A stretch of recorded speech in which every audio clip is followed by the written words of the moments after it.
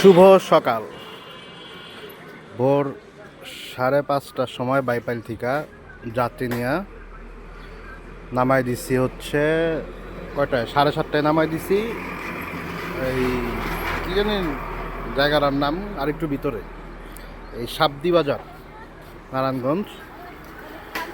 তো তারপরে এই যে এখানে আসলাম, এটা হচ্ছে কি বন্দর রেললাইন বাস স্ট্যান্ড, বন্দর নারায়ণগঞ্জ। এখানে এসে এই হোটেলটাতে নাস্তা করলাম, যেটা পরোটা, একটা সবজিটা খুব মজা হয়েছে। আর এখান থেকে বিশেষ করে চাটা যে খাইলাম না, পুরো অস্থির।